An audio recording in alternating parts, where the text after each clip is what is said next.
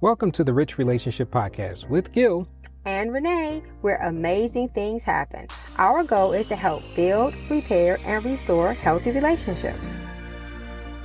Our very first marriage retreat we ever went to was with Frank and Bunny Wilson. Mm-hmm. That was our first, and Keenan and Sharnika Jones treated us, invited us. So we love you, Keenan and Sharnika. Thank you for introducing us to Frank and Bunny Wilson. But one of the things that they did that I thought was very unique, and I'm not seeing anybody else do it, they included the singles and the couples together.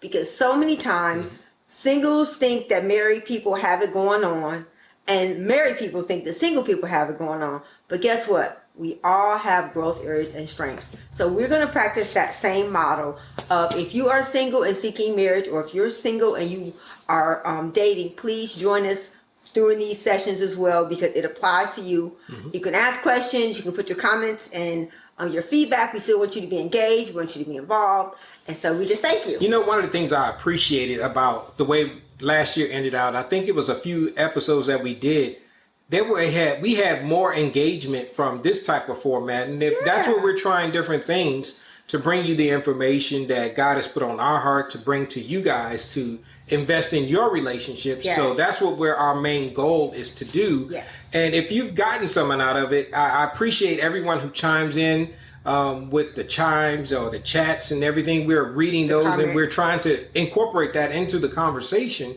But if you have something to say or comments or even on topic or off topic, we welcome it. Yes. Be positive. You know, as we going into the new year, sometimes people just want to poke just for the sake of poking for whatever reason.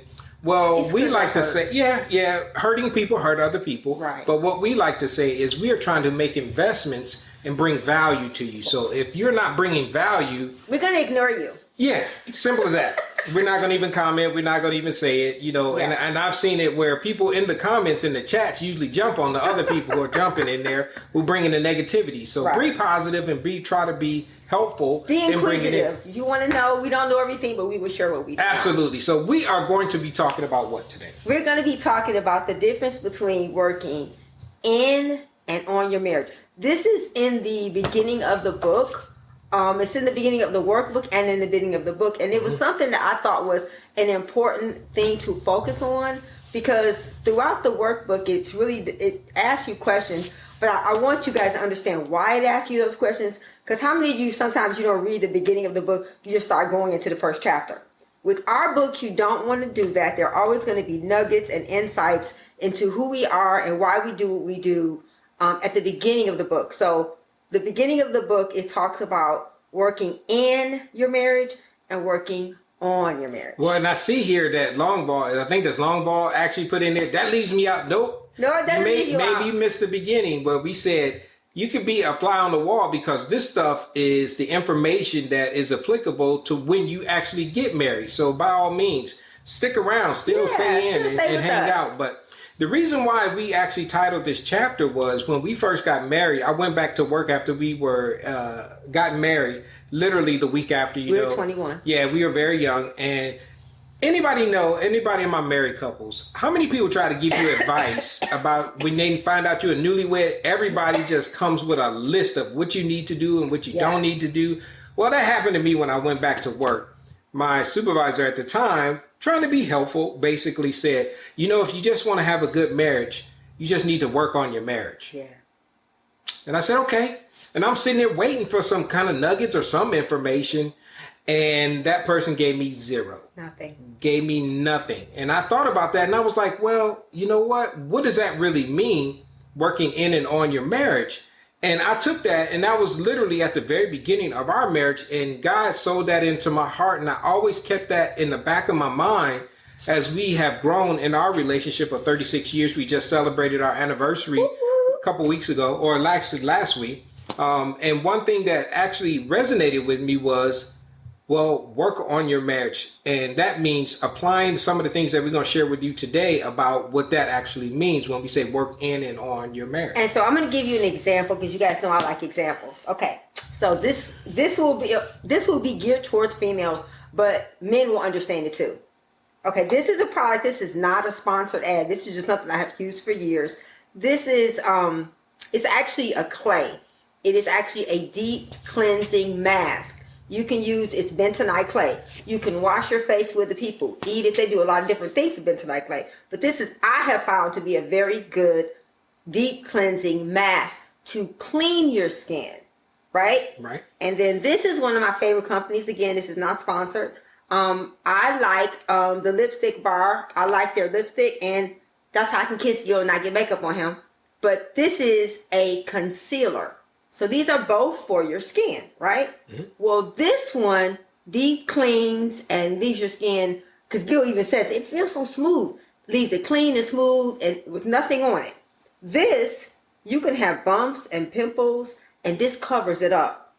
When we're talking about working on your marriage, we're talking about a deep clean and you really getting to know you. Mm-hmm. The areas where you need to grow, the areas where you need to change, the areas where you need to mature. Working on your marriage is just giving you a tool, communication, conflict resolution. So the difference between working in and on is the in is really about you, and the on is about the tools you use to make things better. That's good. So, thank you. That's what the Lord gave me. That's actually pretty good. So, that's what we talked today. We're talking about working in your marriage. So, the very first one that we actually talk about, Renee kind of mentioned it right there. We're on. So, it's you. On. Now I'm going to always remember this, y'all, when it comes to the clay. So, when we say on, that's number one. That's number one is actually that personal inventory. When you think about personal inventory of an individual, of yourself, if you've looked at any of the other videos in the past, all the videos we got out there and all the stuff we talk, or even if you've seen us teach live and things like that, we are always talking about assessments and inventory and doing some self-looking and doing some journaling. Always looking at you first, because before you actually get married, you're an individual, just like Ball was just saying here. I'm single. I don't need, this doesn't apply to me. Well, it does, because at the very beginning, you're an individual and you're actually going to need to know yourself very, very well. That's where that personal inventory comes in, to where you want to go into your relationship having a clear, confident understanding of who you are as an individual first. Yes. Because what tends to happen, and it happened even in our marriage, because we all have experiences and things that we have come through, and past hurts and pains and all those things, well, we're going to bring those into our relationship. Well, when you bring that into your relationship, that is going to always set you up for challenges that you're going to go through, because you have to work through some things prior to actually understanding who you are as an individual before you can ever become a couple. And let's give you some examples of what that looks like. Okay, Psalms 139. Search me, O Lord. And so we need to be searching ourselves. We need to be looking to see, okay, do I know my communication style? Do I know, there are so many things. Do you know your love language? There's a new book that we're studying and we're reading right now. It's called The 5 Voices. Do you know your voice? There's so many assessments. If you get our app, our marital code, if you go to the app store and look up Marriage Mentors Rich RR, there are assessments on there so that you can search and examine yourself. You need to know what's your communication style, what's your personality, what are your likes, what are your dislikes, what are your strengths, what are your growth areas. You need to know all that about yourself, so that when you get with another person and they say to you, "Oh, you're short-tempered," or "Oh, you're very direct," you can say, "You know what? I am. And you know what? I think that's something." How does that make you feel? So if someone tells you something about you that you don't already know, it's very, very easy to get defensive and to start making it seem like it's the other person. We always say, there's no such thing as marriage problems. They're only individual problems that you bring into your marriage. So if you don't take the time to get to know you as an individual, how are you going to really be able to receive or even work on getting to know the other person? If you're still trying to get to know you, how are you going to get to know this other person? So it's very, very, very, very, very crucial that you take that long journey inward and you learn all these things about yourself that are going to help you to better understand you, and then begin to do some of the things you say you like for yourself, that you do that by yourself. Absolutely. Proverbs talks about guarding your heart. Mm-hmm. When Proverbs 4 talks about guarding your heart, because when you don't do that, you have to examine your heart on top of that. When you examine your heart, this is where some of your past hurts, your past pains, some of the things that you have experienced throughout life actually comes up. And this is where you want to really take a deep dive into looking at those things, because anything that you don't talk about and work out, you're going to bring into your next relationship. You don't talk about it. You're going to bring it in. And when you don't understand, where is this coming from? Why does, when this person does ABC, I react with C, D, and E? And when you don't understand where is this coming from, that is going to set you up for challenges that you may not be equipped to do. But when you hang out with us, you read some of the books that Renee mentioned, you actually are working on yourself. That's where you become aware of the things and the challenges that you have had in your life that actually are going to set you up for success. Because the beginning of it is God put two people together. And even in your relationship, it's got to be three. Yes. You want to tell them about the three? Yes. Okay, it's a triangle.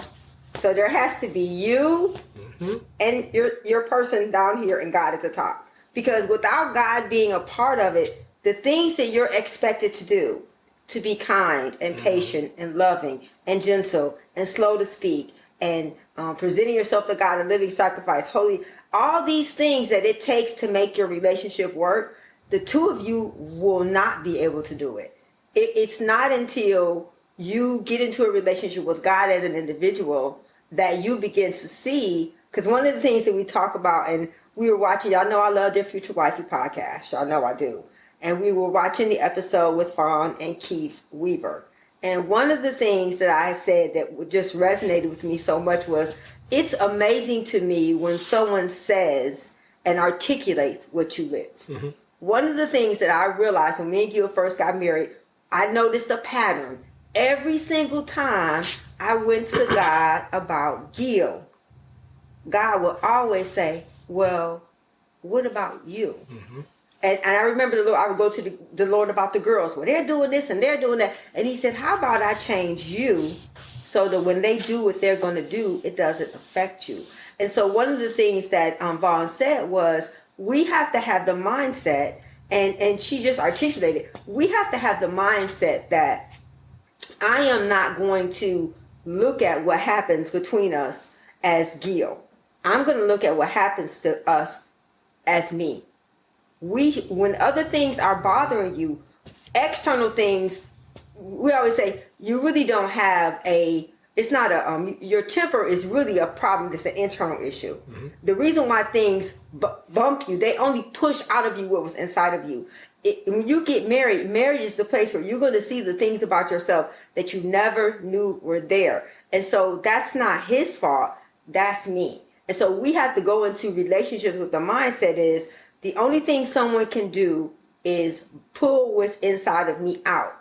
I need to find out where it came from, how did it get there, and change me. So we have to approach situations with the mindset that I only have control over me. You know, it's always easy to find the growth areas in others. And seeing that the Bible talks about it in Matthew about remove the plank from your eye. You know, one thing that we have to focus on, especially when you're getting into another relationship, it's easy to identify problems. And just like Mr. Ball is just saying here, when that problem comes up and the person doesn't want to focus on it or doesn't want to respond to it in a way that actually says, you know what, we need to work on this. You know, that's why God partnered you in with somebody, and you're going to find that more than likely this person has some strengths in the areas that you have growth areas, and vice versa. Because they are the things that God is bringing to you to help you get through those things. Because if not, they wouldn't be growth areas. You wouldn't have any struggles. You wouldn't have any problems. Well, and it's all about how you respond. Because if something, I gave the example about when I burnt the fire outside, and Gil came and said, you know, in a marriage, in order for any relationship to have longevity, there has to be this one thing that is like a superpower, and it's called humility. We have to approach each other with loving kindness. And if you don't start off with that, because most people have it in the beginning. When they first start dating, you're so nice and kind and gentle, you don't want to hurt their feelings. But then the longer you've been together, the more abrasive and the less respect and restraint you have for one another. You have to have that same level of gentleness and kindness. And one of the things that me and Gil have as a rule is that I already know that if he's saying something to me, it's because he loves me. He wants to make me better.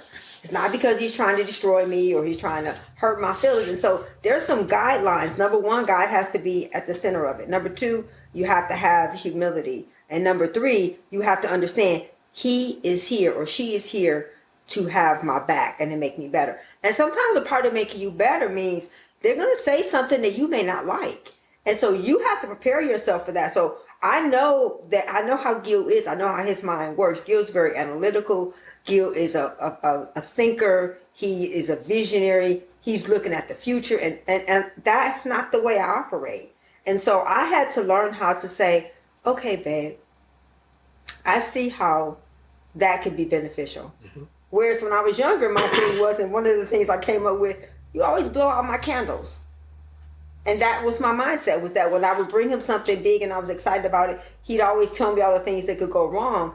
And instead of seeing that as a negative, I had to see that as provision and insight. You know, when you think about the relationships that you're in, you have to credit the person with having your back. Yes. You have to credit the person with the righteousness and the positivity that you're seeking, or you probably wouldn't be in a relationship with them. If you automatically gravitate to a negative aspect of this person, who you are actually spending the rest of your life with and want to spend the rest of life with, and then you are already crediting them with undermining you or doing something negative towards you, you may have to do some more reassessing and reevaluating. Maybe there's issues that you have unresolved as far as trust issues or unrealistic expectations or things that you have brought into the relationship that this person had nothing to do with. It could have been from past experiences that you have brought into the present relationship, or even in your marriage, that you say, you know what, this person, I know Renee is never going to try to hurt me intentionally. I have to believe that from the very beginning, or we wouldn't have made it this long that we've been together. Because if your natural response is to always think that there's something negative brewing or something negative coming up, that this person is, as she said, I'm trying to blow out her candles, not because she doesn't want to celebrate, but I see it as protection. When you have this person, I think as a man, we naturally are we going to protect mode first? Yes. That's our normal default. That's just what we do. And when you do that, Renee has to think about, okay, he's not trying to hurt me. He's not trying to disappoint me. He's not trying to lower my fun meter. He's actually trying to see the things that, because I want her to be successful in the things that she's trying to do, but I'm thinking about the things that can become obstacles or could become hindrances to successfully accomplishing what it is that she set out to do. Because guess what? I'm trying to protect her from disappointment. Yes. So when you think about that, that is the focus and the goal that the man should actually, that's our default. Right. And it's important to understand that when you get married, the two, it's called our marital code to oneness. The goal of marriage is for two different people to become one. Mm-hmm. And that takes three. That takes you, God, and the other person. Mm-hmm. But does that mean you become the same person? No. It means that I look at his strengths and I see them as a benefit, even though they may feel foreign to me. And he has to do the same. Because there's things that I'm going to introduce him to that he may not have ever thought of. And he could dismiss it as, oh, that's not necessary. But a part of becoming one is realizing that everything about me is not right and great. And everything about him is not right and great. And everything about me is not broken and wrong. And everything about him is not broken and wrong. And so it's really understanding and knowing yourself and knowing, I know my growth areas. I know my strengths. Mm-hmm. I know the things about me areas where I need to grow. And in a marriage relationship, and even in your friendships, that's what that rub is going to come from. And if your relationships don't make you better and draw you closer to God, then I would ask you to reevaluate the value of those relationships. Absolutely. You know, one thing that we actually are bringing to you in this episode of our Saturday afternoon chat, or whatever you want to say, we're talking about, if you just joined us, we're talking about the marital code to oneness. We appreciate you guys hanging out with us on these Saturdays, because what we're trying to do is start out the new year working on even our relationship. After 36 years, we are still trying to work and figure things out. And that's what we are bringing to you guys, the things that we do on a regular habit and a regular daily basis, the tools and the skills to invest into you guys to actually say, you know what, make it your own. We're not telling you to do it verbatim, but we're telling you the principle and the guidelines of things that you need to be thinking about as you navigate this thing called marriage. Because it is, bring it up to point number 3, it is spiritual warfare. It is. And I think that's something that's so important for people to understand. That's why God ordained marriage. And so therefore, he is the only one that has the power to protect and sustain it. So if he's not a part of it, that's why the divorce rate is so high. Yep. Because we go into something that God created and we don't want him to be a part of it. We say, well, that was good for my parents and my grandparents, but I got this new thing going on, and I'm worried about vibrations, and I'm worried about the Bible says there's nothing new under the sun. We have got to let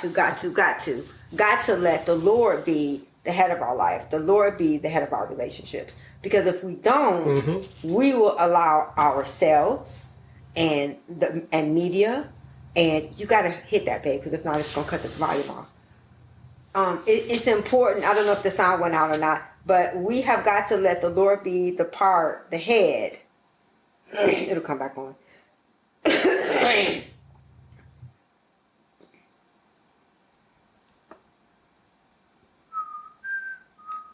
Okay, YouTube, come on back on.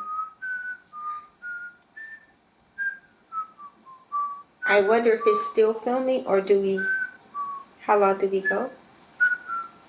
23 minutes, and it stopped.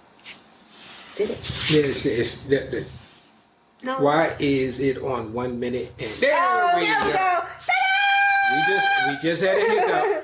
Sorry. We were just going to hit that button to say, oh man, we went. No, we did it. We still here, NW. We still here. Sorry, we're here. And so, Can you hear us, NW? Put a thumbs up or thumbs give up. us some hearts. Give us some hearts. If you can still hear us. Can you hear us? Let us know. Hopefully you're still there, but we're just going to keep going. Yes. Okay, so we need to understand that marriage is something that was ordained by God. And in order for marriage to work, it takes 3.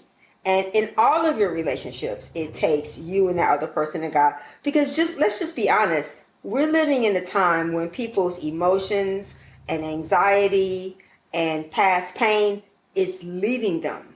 They're being governed by that. So if we don't allow the Lord and the fruits of the Spirit to govern us, everyone you come in contact with is going to be in a bad mood and have a bad attitude. And so you have to make a decision that you are not going to be that person, that you're going to search me, Lord. Because I don't believe that, when people talk about, I have road rage. No, you had bathroom rage, kitchen rage, grocery store rage, church rage. You have to really ask yourself, why does that make me so mad? Why does something as simple as, I can remember something as simple as when, I remember when Erin was little, she had this big thing of barrettes and it fell over and I lost it. And the Lord was like, now she's like 2. I can understand her having this temper tantrum, but why are you so angry inside? We have to ask ourselves, why am I so angry inside? Why am I so on edge? Why am I so easily offended? And so it's important that we examine ourselves and that we look at ourselves. And sometimes, other than just, we need Jesus, we need community, we need therapy. Some of us need to see a trained professional. Some of us need to have someone to help us walk through the pain of our past. We'll tell you what we do with couples. We help them with community, support, tools, accountability, and assessments. If we assess and go through working with you and we realize that there are some things that you need to see a professional therapist, we do not have any pride in saying, hey, what you need is beyond our skill set. Yep. So we're coaches and mentors. We are not therapists. We are not psychotherapists. We are not counselors.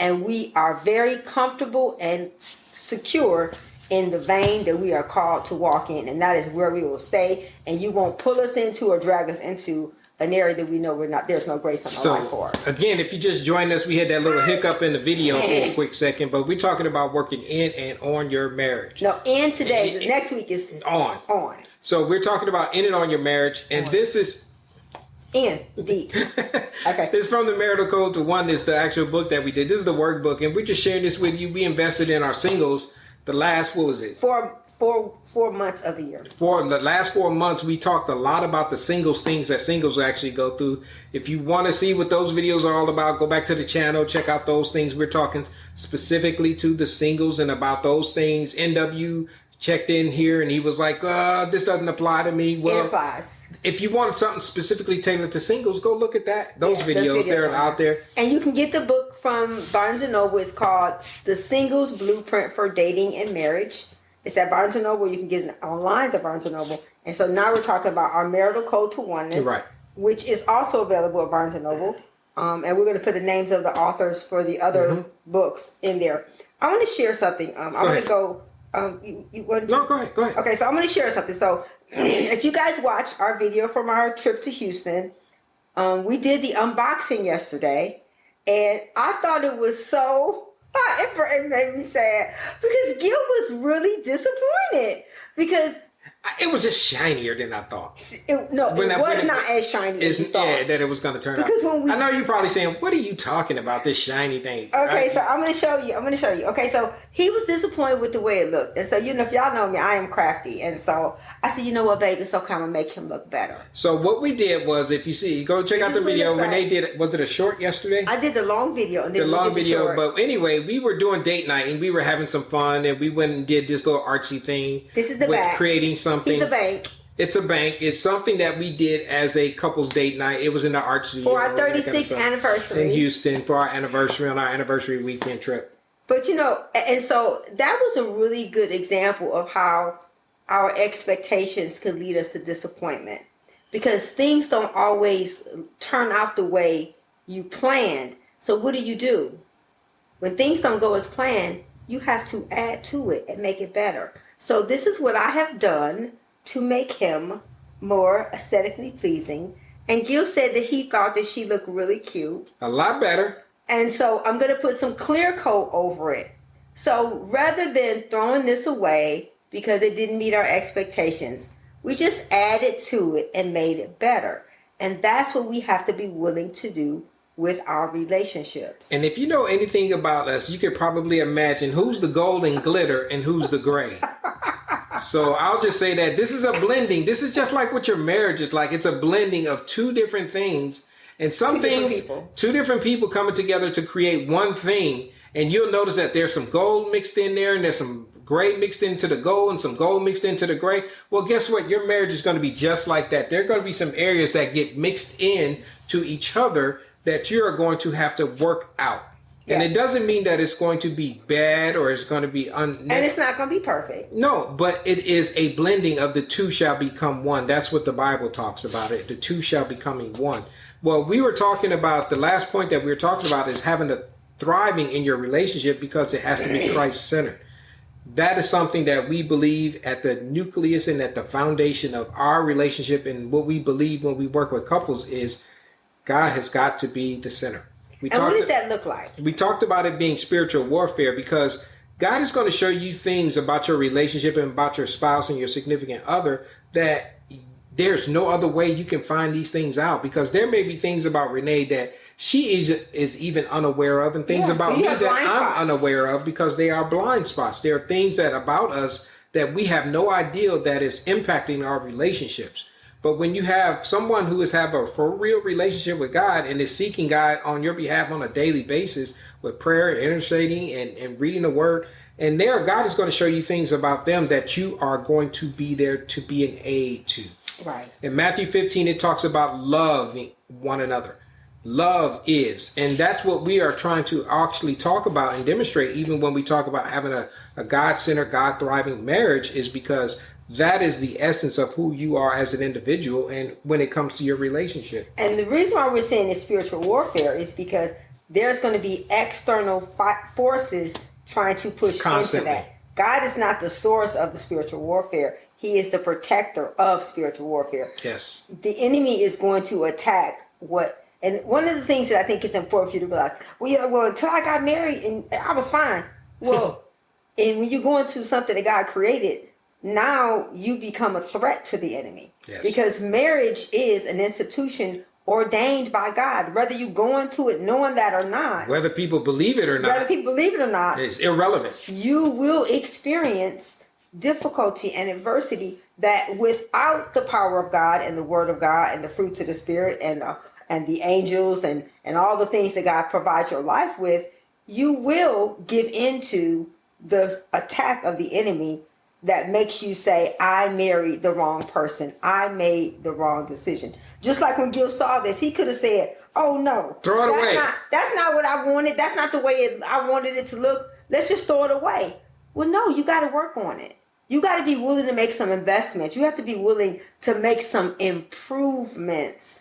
And it has to reflect you both. And so I think it's important that we understand that just like some of the things that some of the decisions we make and the projects we create and the choices, you're going to be willing to go through the difficulty and the adversity and be on the other side of that, because you will never become everything you want to become without some adversity, without some difficulty, without some pulling. And then the other thing, without all those things, but also without the selflessness. Oh, yeah.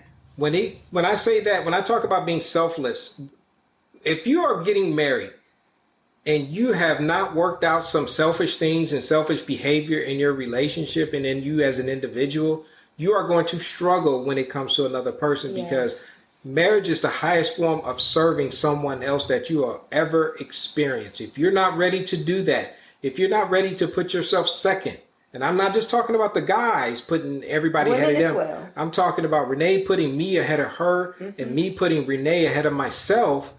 You should stay single for a little while. Yeah. And if you're married and if that's new information to you, well, we challenge you, because we have realized that the more I put Renee ahead of me, goals, dreams, aspirations, desires, and all those things. And the more I put you ahead of me, goals, dreams, aspirations, priorities, then you'll be amazed at how I'm able to accomplish the things that I want to do, and she's able to accomplish the things she wants to do by two people working on it together. But that comes from, I came as a whole 100% person. Goes back to the first one, doing that self-inventory.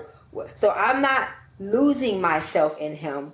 I am prioritizing him over me because I'm just as valuable. And so I think sometimes kind of people get confused between the two becoming one, or prioritizing, putting him first. Putting him first does not mean that I'm not valuable. It just means that I say, what do you need, baby? Mm-hmm. And then so I'm putting him first, and he's putting me first. So we're basically, God is teaching us how to love the way he loves, because God didn't just talk. God gave, and he showed, and he served.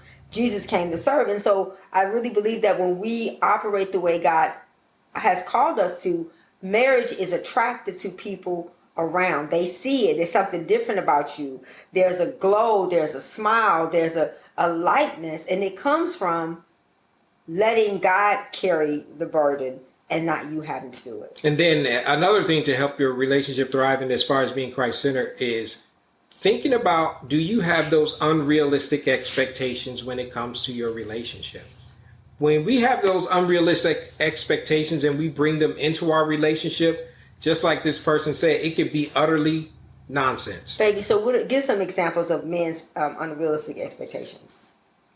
For my wife to come home every day, and my wife gonna have on, and this is something that you're gonna have on a sexy outfit and have dinner on the table. For me, every single day I come home from work, and you're gonna have mad crazy sex whenever you want, all those different things that will feed into my own desires and my own selfishness.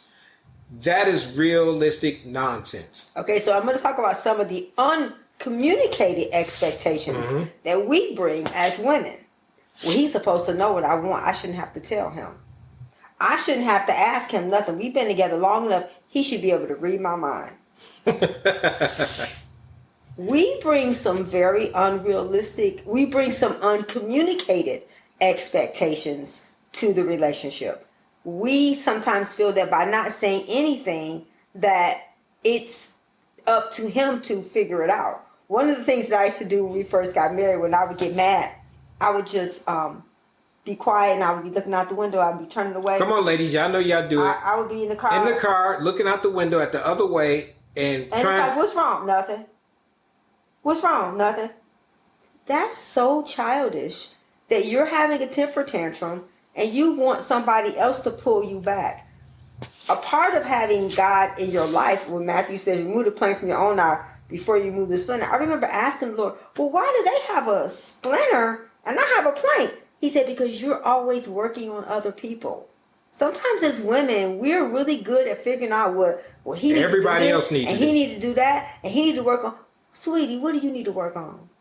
Sis, rich sis, what is it in your relationship that you need to work on?